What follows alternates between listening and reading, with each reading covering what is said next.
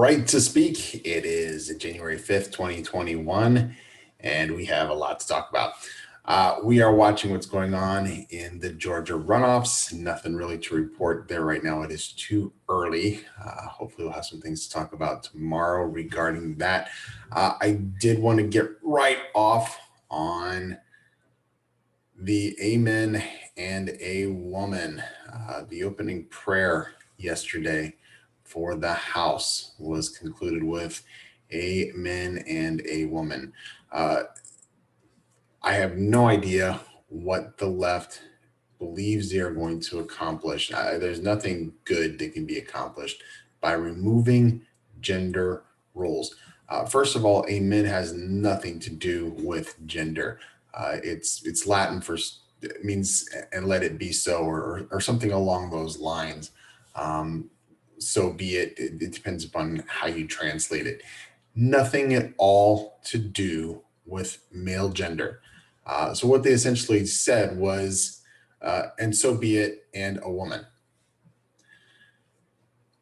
Then Pelosi says that they are going to vote on a bill that removes gender roles. So instead of being a woman or a man, you're going to be a person. Instead of being a mom or a dad, you're a parent. Instead of being a daughter or a son, you are a child. Instead of being a brother or a sister, you are a sibling. This, for those of us who spent time in California, and I recently moved from California to Florida, San Francisco did this exact same thing, but they did this by removing the names of felons. So you are no longer allowed to call a person a felon or an inmate or a prisoner or a former prisoner or anything else. They changed all those names. You couldn't call anybody by what they actually were.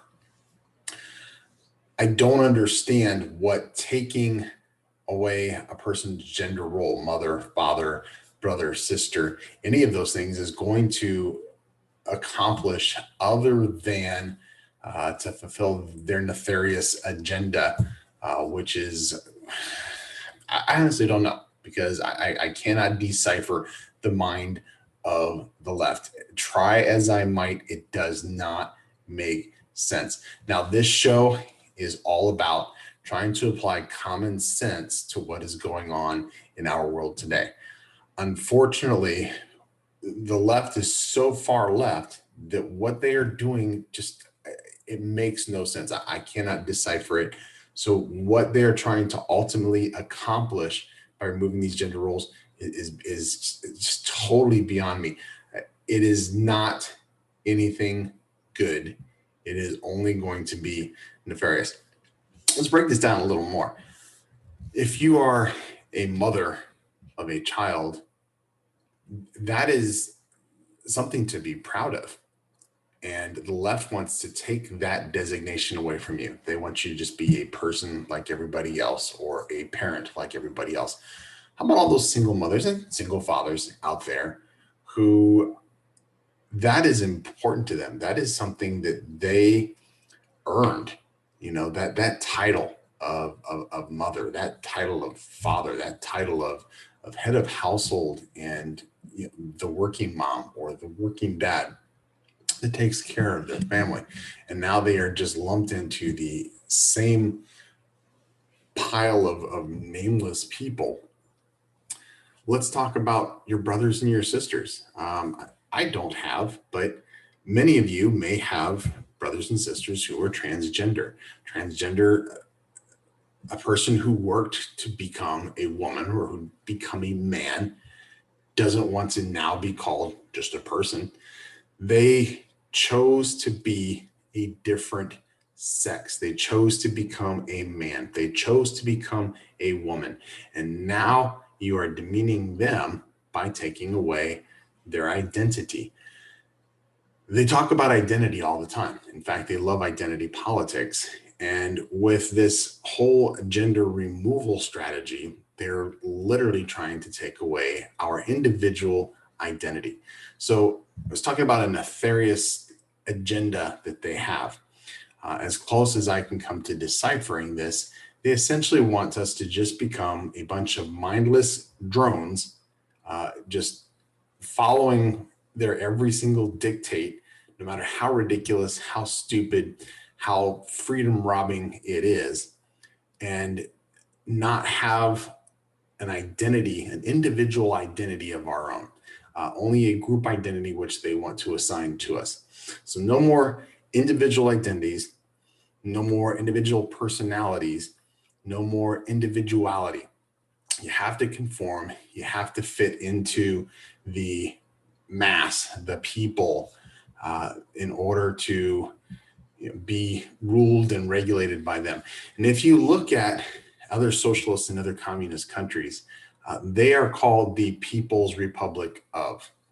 It is a amalgamous people that their personalities, their rights, their individuality has been removed. And this is just one step in that direction that the left is trying to accomplish. And for me, that they're even trying to do this is a scary thing. I hope that they don't accomplish it. But the fact that they're even trying to do this, the fact they would introduce this type of legislation is eye-opening. And I hope people from both sides of the aisle and from both sides of the influence, us as voters, us as Americans, take a look and see what this is and what is going to be the result of this in the end. This is just a first step in something that is going to snowball and grow. And I promise you, it is not going in a direction that we want to see it go in. We're up on a break. I'll see you back in a minute. So there I was, walking down the Goya aisle, and I saw the most incredible chick peas. So you like garbanzo beans? You kidding? I love Goya chickpeas, yeah. Next thing I knew, we had dinner plans, and I knew exactly how to impress her with whole, plump, and award-winning Goya chickpeas. Or garbanzo beans, as she says. Goya chickpeas, real quality for real-life chefs. If it's Goya, it has to be good.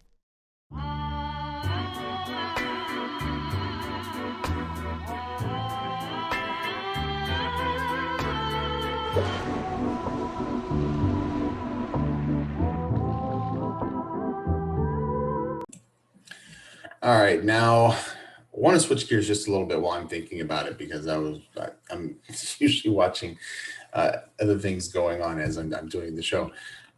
If you guys don't follow or don't know about Newt Gingrich podcast, I believe it's Newt Gingrich 360. For those of you who don't know, Newt Gingrich, former Speaker of the House, is married to the ambassador to Italy. And he and she are currently living in Italy. He does, however, do a podcast, has some really interesting guests, and brilliant man. For those of you who don't remember, back in the day when Newt Gingrich was Speaker of the House, very intelligent, very well spoken, and he has a lot of interesting things to say about what is going on in politics today. So do yourself a favor. Again, I believe it's Newt Gingrich 360, but just Google it, find his podcast, sign up and follow that, and check them out. You will appreciate it. You will enjoy it. Like I said, very intelligent guy, Newt Gingrich. I just wanted to pass that on to you before we move on to our next topic, and that is what's going on in Georgia. And as I mentioned at the top of the show, too early to tell what's going on. All eyes in America, certainly, and many eyes in the rest of the world on Georgia to see what is going to happen today. And we're not going to have any election results till probably about 9 o'clock or so Eastern Standard Time. Polls there close, I believe, at 7, but they're going to be doing some tallying and everything else. Hopefully we will know tonight. If not, hopefully we'll know tomorrow. One of whatever scenario we have, whether we know tonight, whether it takes a couple of days to know, it is going to be a damned if you do, damned if you don't for the Georgia Secretary of State. So if they are able to tally all these votes and get the information out tonight, the question is going to be, why weren't they able to do that for the presidential election? On the flip side, if they are taking days to get all of these votes tallied, and it shouldn't take that long. But if they're taking that long, then the question is going to be, what are they doing? Here we go again. What type of fraud should we expect? When we have a situation like we have in Georgia, and I'm not going to say whether there is or isn't widespread fraud or not, I am going to tell you this. We saw those trunks being rolled out. I don't believe the explanation that we got from the Assistant Secretary of State for why that happened. We saw last week the sister of Stacey Abrams, who is a judge, throughout the case where they were asking for 4,000 names of people who had submitted change of address cards to the United States Postal Service. They submitted change of address because they had moved out of the state. So 4,000 of these names that were verifiably out of state were still on our voter rolls in Georgia. I say our voter rolls still on the voter rolls in Georgia. It makes sense that they should be removed. The judge, who again is the sister of Stacey Abrams, Stacey Abrams was backing the defense of leaving these things on the voter rolls. She refused to have these removed from the voter rolls. And more importantly, she refused to recuse herself from this case. There is absolutely every single reason for her to recuse herself from this case. There are so many conflicts that one could cite that she should have foreseen this. No judge who is worth anything, who is respectable, who has any credibility, would hear a case like this with as much conflict of interest as this particular case had. And then to stand on the side of her sister and make this ruling, it's inexcusable. So it gets back to how much can we trust the process with what is going on in Georgia. Stacey Abrams has made a lot of noise, has done a lot of things in Georgia, and for good and for bad. Okay, there's nothing wrong with getting people registered to vote, but when you manipulate laws to reflect better for one party or the other, then that is not only not patriotic, it should be illegal. And that is exactly what happened in Georgia. They did not vote, the state representatives did not vote on changing those laws. The Secretary of State decided to change them on his own. That is not how it works in the United States for voter laws. And unfortunately, Stacey Abrams was the person who was twisting those arms to make things happen. And we are hearing things from the Secretary of State, how he is not a big David Perdue fan, which is fine, and how he let the phone call with the president be released. Whether you agree with that phone call, disagree with that phone call, doesn't matter. I think that releasing a phone call that was supposed to be in private is a pretty nasty, dirty, rotten thing to do. Should Trump have made that phone call? In my opinion, no, he absolutely should not have. He should not have considered the Secretary of State to be an ally. He should not have given him any fodder whatsoever. He should not have made that phone call at all. Do I agree or disagree with what Trump had to say or what he was trying to accomplish? No, I get it. He did not say anything in that phone call that he has not said in public. And unfortunately, in Georgia, this is who we're dealing with. And it's going to be telling, not just to see how the race plays out in Georgia later on today, but to see how the voting process goes, to see how we find out who is going to be the winner and how quickly the winner is going to be declared, and everything that's going to revolve around this.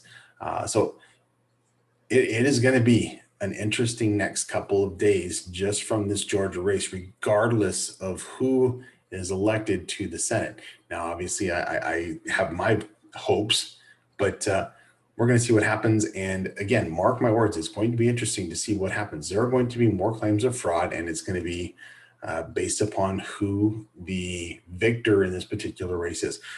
We're going to see what happens. Looking forward to it. We're up on a hard break. I always go over. I'll see you back in a minute. Hello, I'm Mike Lindell, inventor of MyPillow. Thanks to your support, you've helped make MyPillow become one of the fastest growing companies in America. Over the last 12 years, you've helped MyPillow create thousands of jobs right here in the USA. Every MyPillow is made with passion here in my home state of Minnesota to ensure you get the best sleep of your life. One of the things that I really like about MyPillow is the support. It gives my neck a little hug. I've never slept better in my life. What's better than a great night's sleep? Sleep is one of the most important things to your health, and MyPillow is one of the most important things to your sleep. Call or go to mypillow.com now, and Mike will give you 2 MyPillow premiums for one low price. Use the promo code and you'll also receive free shipping. That's 2 MyPillow premiums for one low price. I tried every pillow from expensive down pillows that just went flat to fiber-filled pillows that rebound every time you move your head. I even tried those memory foam pillows, and the curve did not match my neck, and it probably won't match yours. That's why I invented MyPillow. My patented fill adjusts to your exact individual needs and helps keep your neck supported and aligned. When I got MyPillow, I'm asleep almost immediately. I stay asleep at night, and I wake up more well-rested in the morning. MyPillow lasts 10 years, is machine washable and dryable, and comes with a 60-day money-back guarantee. I personally guarantee MyPillow will be the most comfortable pillow you'll ever own or your money back. Call or go to mypillow.com now, and Mike will give you 2 MyPillow premiums for one low price. Use the promo code and you'll also receive free shipping. That's 2 MyPillow premiums for one low price. With our 60-day money-back guarantee, you have nothing to lose. Sleep well, America! For the best night's sleep in the whole wide world, visit mypillow.com. And we are back for our final segment of Right to Speak. Again, it is January the 5th, 2021. All eyes on Georgia. Let's move away from Georgia for a minute, though, and let's talk about hypocrisy and what's going on with the vaccines, because these are things that we need to understand as well. We see a lot of people is complaining that the vaccines aren't rolling out as quickly as they should. And to be fair, we've done some investigation, and we found out that most of the holdup is on the state level. There are states like Connecticut and I believe Vermont that are doing really, really well. And other states such as New York and California and pretty much every other state that are having issues with the rollout for different reasons. In Florida, DeSantis said yesterday that he recognized there was an issue and they were going to be bringing on considerably more people in order to get that backlog of seniors that are trying to be vaccinated and be able to move on to the next level and the next level and the next level. So the vaccines have actually been rolled out. They are sitting in warehouses and freezers and everything else in the different locations in the various states. Unfortunately, the states have not been able to roll them out the way that they were hoping to with the execution of Operation Warp Speed. So to give credit where credit is due or not due, let's understand that that is the issue with getting the vaccines rolled out. We need to focus on getting them distributed at the state level and at the local level, not just getting them to the states. Let's move in a little different direction towards New York, and let's talk about Cuomo and the hypocrisy about the vaccines and his reporting issues. State of New York has passed regulations stating that there is a requirement, a time requirement for nursing homes to get regular reports out to the state health agency. They're being fined $2,000 if they are literally a minute late in getting these reports to the state health agencies. The state health agency, the thought on this was that they were going to compile data and have some sort of information to look at to understand what was going on and be able to track trends or whatever else. However, the state health agency in New York has just been dragging their feet, and information has not been being released, even though it was promised. So the hypocrisy that we're looking at in this particular situation is the state, and Cuomo is the one who pushed for this, fining nursing homes $2,000 for being a minute late for sending their information in when they are weeks and even months late on providing the information that they were supposed to have already provided. To me, that is the definition of a hypocrite. We also have in New York Hippocratic battles going on where the state is threatening to fine and sue patients who received the vaccine who they deem were not worthy of receiving the vaccine when they received it. How does the state decide that? I don't know. But to fine the patient, and then they're going to fine the medical facilities, even take away their license to practice medicine in the state of New York, even to the doctor that runs those medical facilities, they're removing their license for providing vaccinations to people who the state feels does not qualify. So this ramps up the amount of time because we now have to, as health officials in New York, do a background check on every single person to find out whether or not they check every single box to receive the vaccine as the state of New York is going to accept it. Then the state, Cuomo, also says he's going to sue hospitals for malfeasance with one way or the other with vaccines. De Blasio's pushing back on that. De Blasio's pushing back on other things. You have a giant mess in New York. And unfortunately, it is because we have leaders in these. New York is not the only one. California, Illinois, Michigan, Virginia, New Jersey, every place where we have liberal leaders trying to control the population of their cities, of their states, there is a clear and obvious issue that unfortunately the left will not acknowledge, the left will not accept, the left will not do anything to change.